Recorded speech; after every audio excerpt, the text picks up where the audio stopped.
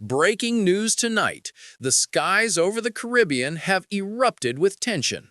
Massive American B-52 bombers have been spotted off the coast of Venezuela. A powerful message straight from President Donald Trump to Nicolás Maduro's regime. Washington calls it a show of force.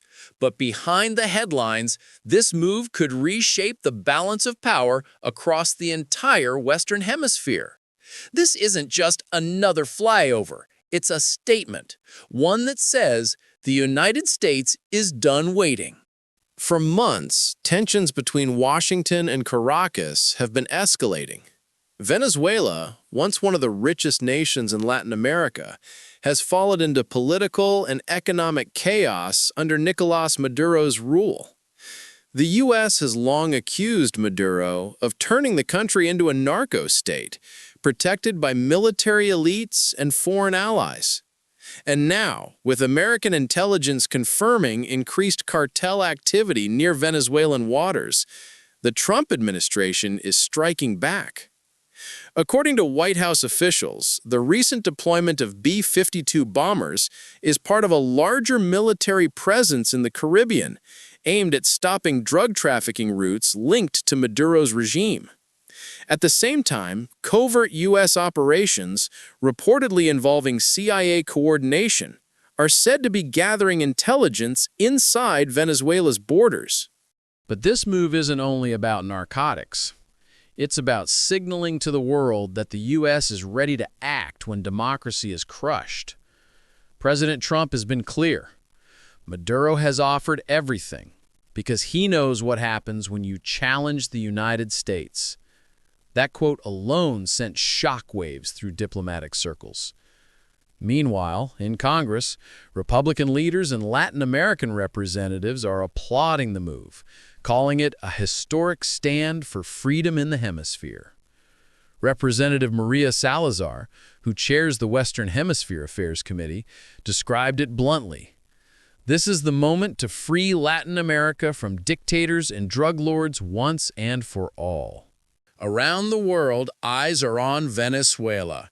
Reports say members of the Russian embassy in Caracas have already begun evacuating personnel, a signal that Moscow may be distancing itself from Maduro's crumbling regime. Meanwhile, sources from inside Venezuela describe rising panic among military leaders, some of whom are now quietly reaching out to opposition figures. Maduro, once confident in his grip on power, is finding fewer allies and fewer places to hide. And while political leaders trade threats and statements, millions of Venezuelans continue to suffer, their economy shattered, their oil reserves mismanaged, and their democracy suspended. Analysts say that if the opposition, led by Maria Corina Machado, can take control, Venezuela could quickly rejoin the global energy market and rebuild ties with American companies, something that could change the entire energy landscape of the Americas. The question now, is Maduro willing to step aside peacefully, or will he take the country down with him? As more U.S. naval assets move into the region, including SEAL teams and special operations units, speculation grows that this show of force may soon become something much more serious. Diplomatic insiders hint that Washington is quietly coordinating with allies in Colombia and Brazil to prepare for a transition moment. And with key dates approaching, including the upcoming International Peace Summit, many are wondering if the world will soon witness the end of the Maduro era. In a world full of uncertainty, one thing is clear. The United States has drawn its line in the Caribbean. For President Trump, this isn't just about Venezuela. It's about control, influence, and the future of the Western Hemisphere.